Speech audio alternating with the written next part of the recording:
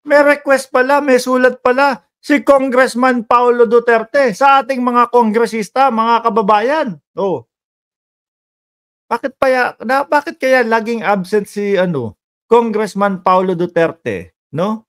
Sa Kongreso, yan po yung bali-balita ho, mga kababayan eh. Si Congressman Paulo Duterte daw ho ay laging wala doon sa Kongreso, pero may sulat, mga bossing. Alam niyo po, 'di ba, mga kababayan? No? Ipinapatawag, 'di ba? Ipinapatawag si Bato de la Rosa, si Bungo, tapos nadawit na din ang pangalan ni Congressman Paulo Duterte, tapos yung asawa ni VP Sara Duterte, oh. 'Di ba? Ngayon, eto sumulat si Congressman Paulo sa Kongreso. Pakinggan ho natin, mga kababayan, itong balita na ho ito, mga bossing, at kung bakit siguro hindi uma-attend si Congressman Paulo Duterte. Sabi nung iba, nako, dahil dyan sa hindi nila pag-attend sa Kongreso, napapaisip ho kami tuloy na taong bayan, na baka guilty sila. Di ba may ganun po tayong ugali, mga bossing? Hindi lang tayo, no, hindi lang po mamamayang Pilipino, kundi sa buong mundo yung ganyan. Kapag kayong ayaw mong ipaliwanag o ayaw mong sumipot, isipin na ho, baka guilty, baka hindi kayang ipaliwanag. Pero pakinggan ho natin ito, mga kababayan. Eleuterio Pajarillo, shoutout sa iyo, sir. Pakinggan ho natin. Congressman Ace Barbers. Hindi ko pala napindot. We will deliberate on this siguro sa next Quadcom hearing, and we will decide on this also in the next Quadcom hearing. As to the content of the letter, meron lang siyang mga request sa Quadcom na titingnan namin kung pwede naming mapagbigyan. Grabe talaga. Ano po, yung mga pinapatawag. Kapag po yung mga Duterte ang mga pinapatawag o yung mga yung mga sila Bato de la Rosa, laging merong mga request po, Laging merong kailangan sila yung susundin. Kapag hindi nasunod, ibig sabihin hindi pupunta. Grabe naman kayo. Napakasimpleng ipapaliwanag ninyo ang sarili ninyo. Di ba nabanggit? Di ba?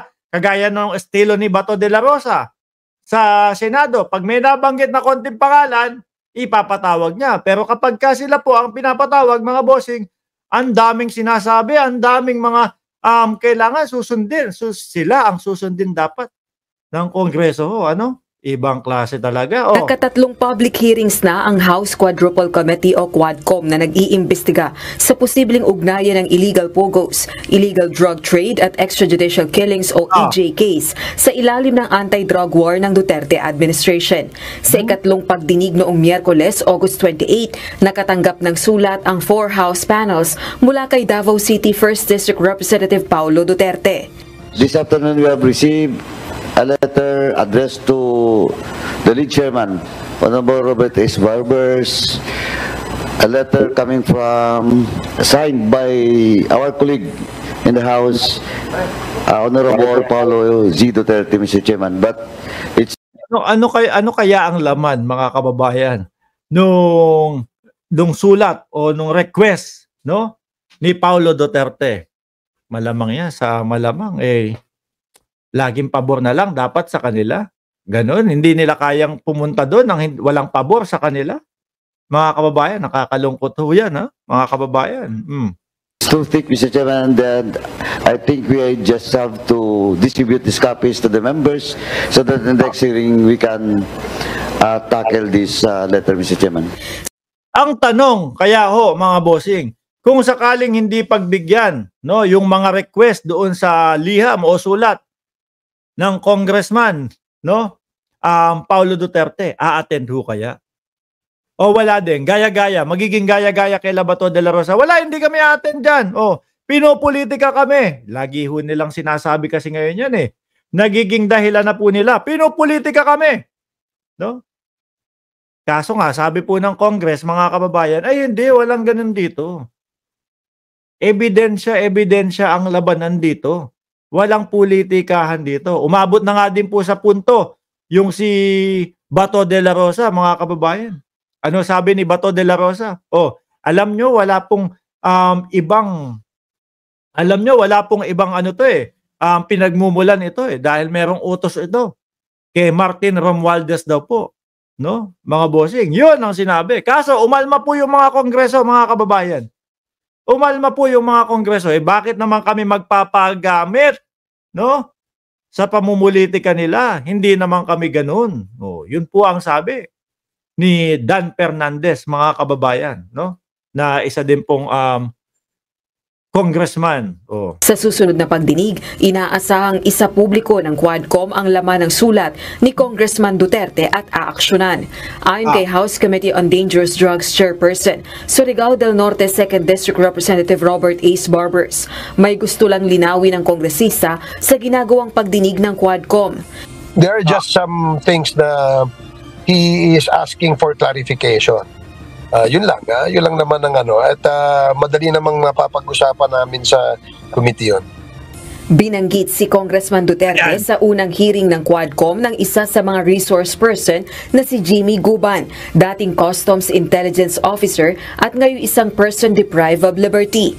Idinawit ni Guban ang kung mga bossing, kung yung iba po bago pa lang po dito, no, at hindi kumbaga hindi makasunod o hindi follow kung ano yung istorya niyan, mga kababayan. Kasi po, yung si Guban, yung kaninang naka-orange na nakita nyo idinawit ang pangalan, no, ni Paulo Duterte, mga bossing, doon sa yung pagpasok ng mga magnetic field na meron daw laman na mga ipinagbabawal na gamot, mga kababayan. Yan po, kaya pinapatawag din si Congressman Paulo Duterte sa Kongreso. Babatas at si Attorney Man Scarpio, asawa ni Vice President Sara Duterte, sa bilyong pisong halaga ng shabu shipment noong 2018. Ayon naman kay House Committee on Public Safety and Order, Santa Rosa Lone District Representative Dan Fernandez, kwestiyon ni Congressman Duterte sa kanyang sulat ang Quadcom hearings.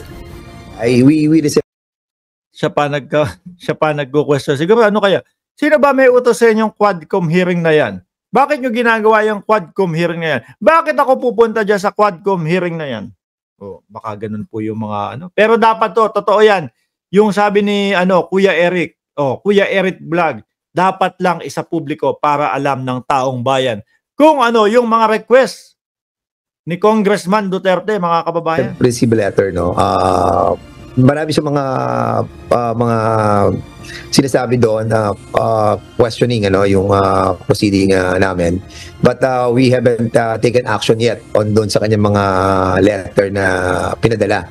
Samantala, itinanggi ng Quadcom chairpersons ang aligasyong may game plan sa isinasagawang investigasyon. Sa gitna ito ng pagkakadawit ng mga kilalang kaalyado ng dating Administrasyong Duterte sa mga aligasyon ng illegal drug trade, EJKs at illegal pogos. Paniwala ni Senator Ronald Bato de la Rosa sa ginagawang investigasyon ng Quadcom, maaari itong gamitin laban sa kanila sa International Criminal Court o ICC. Ang liderato rin umano ng Kamara ang nasa likod ng Quadcom at kumukumbinsi sa mga opisyal na bumaliktad.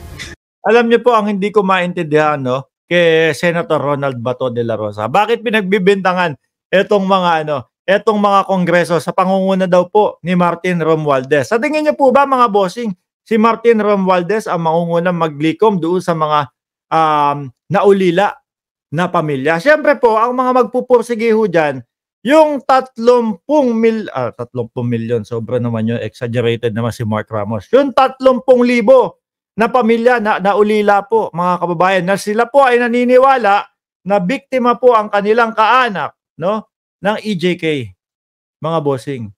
Kaya yung sinabi ni Bato de la Rosa, Ma'am Beth Modestos, maraming salamat po. Yung sinabi ni Bato de la Rosa, pamumulitika lang to Parang mas naramdaman ng taong bayan, mga kababayan, na siya ang namumulitika. So, kung i-accuse nila si Speaker na binuo namin to or nangyari to dahil sa utos ng Speaker, that is so unfair. Yeah. And ako mismo, hindi ako papayag na gamitin ako para sa isang political agenda. After all, I'm not running for any higher position or sa national. Sa uling pagdinig ng Quadcom, tumestigo si Police Colonel Jovi Espinido at inihayag na binigyan siya ng direktiba ng nooy hepe ng pambansang pulisya at ngayon Senador De La Rosa na buwagin ang mga sindikato ng illegal na droga by all means. Inihayag din itong may quota at reward system sa pagpapatupad ng kampanya kontra illegal na droga. Yun ho yung mga kababayan yun ho yung mas matalim ho dyan mga kababayan. No? Yung pagsabi ni Espinido na meron talagang kota, no? At nasabi pa dito, gumamit pa nga sila ng pera ng pogo Oh. Grabe mga bossing. Ayan ang mga kailangan sagutin po nung kampo, no, ni Bato de la Rosa. Yaan po yung kailangan malaman, marinig ng taong bayan. Huwag kayong magtago diyan. Puntahan nyo ang Senado, iniimbitahan kayo O tapos sasabihin po nila mga kababayan, nako, wala kayong due process. No? Hindi nyo pinapairal ang due process. Pero po, pinapatawag sila mga bossing para ipaliwanag ang kanilang sarili. Di pag naipaliwanag nila ng maayos ang kanilang sarili, absuelto sila. Kesa naman yung nagtatago sila, ayaw nilang pumunta doon sa patawag sa kanila ng Kongreso. Tapos galit sila pag sinasabi ng taong bayan, mga yata yan mga guilty ata yan, kaya ayaw mga magsilitaw. Tina B, shoutout sa'yo.